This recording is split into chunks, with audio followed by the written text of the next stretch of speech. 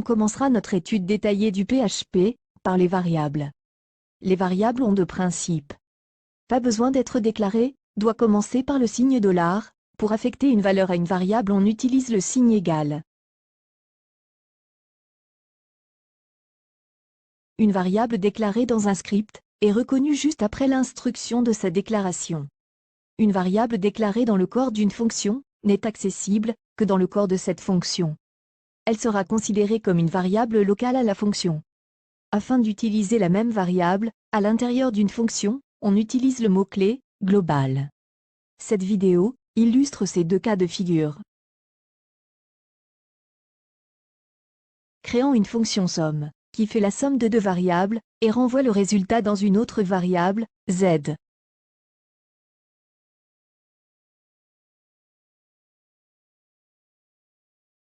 Cette variable qu'on va utiliser à l'extérieur de la fonction, on doit la déclarer globale à l'intérieur, pour qu'elle soit accessible dans tout le script.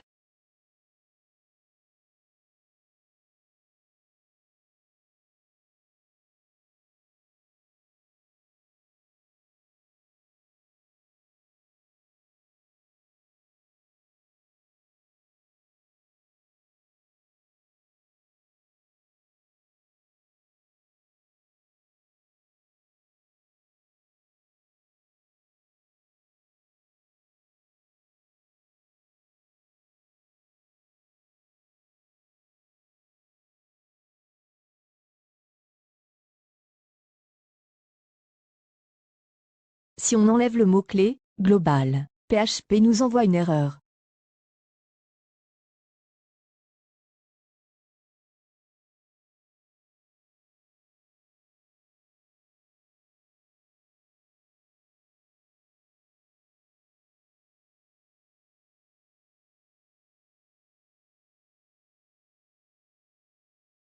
PHP propose toute une série de variables qui sont déjà présentes dans le langage, sans que vous n'ayez à les déclarer. Ces variables s'écrivent toujours en majuscules et nous fournissent divers renseignements. Voici la liste des variables d'environnement existantes.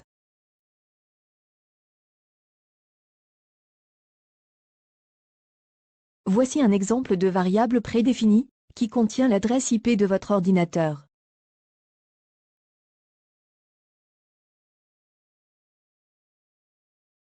Une autre flexibilité du langage PHP est le fait qu'on n'est pas obligé d'affecter un type de données aux variables qu'on déclare. Contrairement à d'autres langages, comme VB par exemple. Donc la même variable peut changer de type en cours de script.